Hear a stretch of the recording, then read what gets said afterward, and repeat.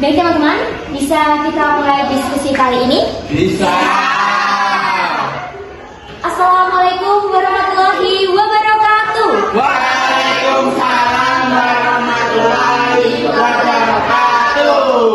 Puji syukur kita panjatkan kepada Allah Subhanahu wa Ta'ala atas rahmat dan karunia-Nya kita dapat berkumpul bersama pada kesempatan kali ini. Tak lupa saya ucapkan terima kasih kepada teman-teman yang sudah meluangkan waktunya untuk ikut serta dalam acara diskusi pada pagi hari ini. Teman-teman semua, marilah kita awali acara diskusi pagi hari ini dengan membaca basmalah bersama.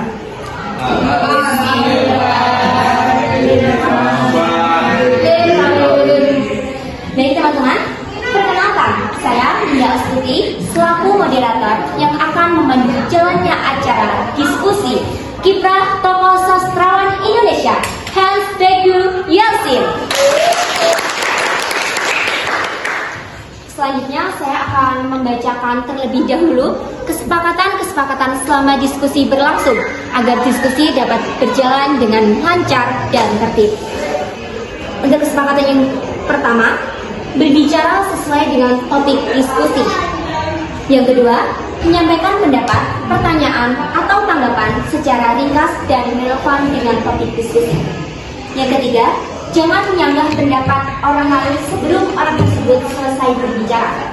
Yang keempat, menyampaikan ketidaksetujuan dengan baik dan santun. Nah, itu tadi kesepakatan selama diskusi. Apakah teman-teman ada yang keberatan? Tidak. Tidak ada yang ingin memberi tambahan? Tidak. Baik, jika tidak ada tambahan, langsung saja kita mulai diskusi terkait kiprah Hadi Yasin pada pagi hari ini. Teman-teman semuanya, mungkin kalian sudah tidak asing lagi dengan nama Hadi Yasin ya? Iya. Karena kan beliau ini cukup terkenal, apalagi beliau telah menghasilkan karya tulis yang cukup banyak. Dan tentunya teman-teman semuanya pasti beberapa dari kalian sudah tahu mengenai karya-karya beliau. Tapi apakah Hadi Yasin ini hanya seorang penulis dan penyair saja? Tidak. Oh tidak ya? Lantas kalau tidak, boleh dong salah satu dari kalian ada yang menyampaikan terkait profesi lain beliau. Saya. Ya baik, yang sebelah sini. Saya Kurni. Sebelumnya terima kasih telah memberi saya kesempatan untuk menyampaikan pendapat dari saya. Habib Yasin tidak hanya seorang penulis, penyair, tetapi juga peneliti, penelitian muslim dan kritikus sastra sejarah Gorontalo. Oke, benar sekali teman-teman. Jadi terima kasih ya Kak Akudua yang disampaikan Kak Akudua tadi itu benar bahwasanya Hadi Yasin merupakan seorang penulis, penyair, peneliti, cendekiawan muslim dan kritikus sastra Indonesia berdarah Gorontalo. Nah, teman-teman, kehadiran Hadi Yasin ini sangat penting untuk kemajuan pendidikan bahasa Indonesia di Indonesia, terutama di kalangan anak sekolah dan perguruan tinggi. Sebab selama hidupnya beliau ini telah membuat banyak karya dan inovasi yang menarik serta penting di bidang kritik maupun dokumentasi sastra. Maka dari itu, tidak heran jika beliau ini sampai mendapat julukan Paus Sastra Indonesia. Jadi teman-teman, apakah ada yang tahu mengenai makna Paus Sastra Indonesia yang diberikan kepada Hadi Yasin? Baik, yang sebelah sana boleh? Saya Raffi. Sebelumnya terima kasih karena telah memberikan kesempatan kepada saya untuk menjawab pertanyaan ini. Julukan Paus Sastra Indonesia disematkan kepada Hans Begu Yasin yang mendapatkan julukan ini karena ia sangat penting dalam dunia sastra Indonesia. Oke, terima kasih Kak Raffi. Beri tepuk tangan. Nah, jadi julukan Paus Sastra Indonesia yang diberikan kepada Hans Begu Yasin ini mencerminkan peran dan pengaruh beliau yang begitu kuat dalam dunia sastra. Nah, Hadi Yasin ini dapat berhasil dalam dunia sastra ini hingga dikenal banyak orang. Tentu ada prosesnya ya teman-teman. Lalu, bagaimana sih awal beliau masuk dalam dunia sastra? Atau kapan sih minat beliau itu bermula dalam dunia sastra? Ada yang ingin menyampaikan pendapatnya? Baik, Saya Ismail Sana. Sebelumnya terima kasih telah memberikan kesempatan untuk memberikan pendapat saya. Bahwa minat Habib Jazim dalam dunia sastra ketika dia bekerja di Balai Pustaka pada tanggal 1 Februari 1940. Bergabungnya Jazim dengan Balai Pustaka menjadi titik awal penting dalam perjalanan karirnya di dunia sastra.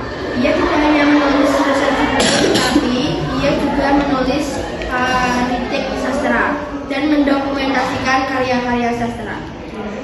Oke, terima kasih Kak Isna.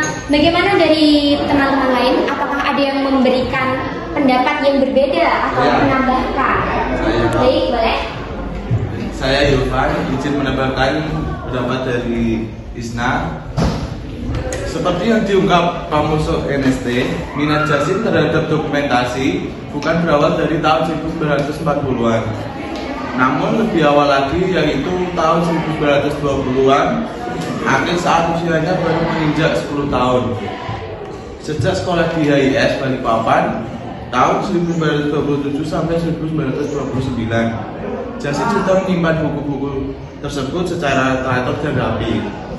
Minat ini semakin berkembang ketika ia mulai bekerja di Balai Pustaka pada tahun 1940 dan berinteraksi dengan tokoh-tokoh sastra penting pada masa itu.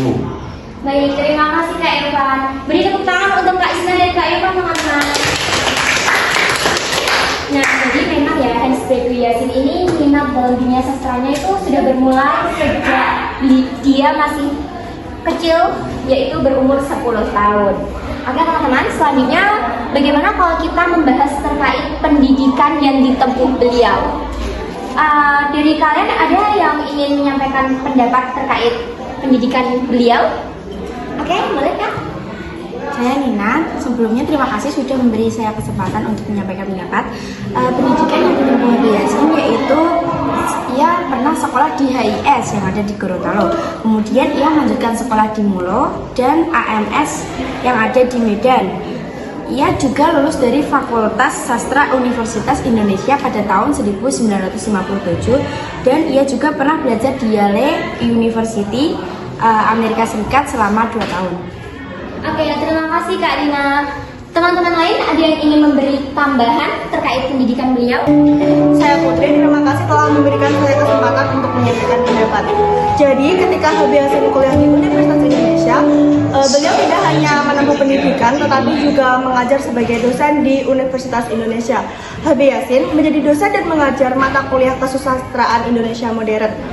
Pada tahun 1953, Habib Yasin diangkat menjadi dosen luar biasa di mata kuliah kesusastraan Indonesia modern.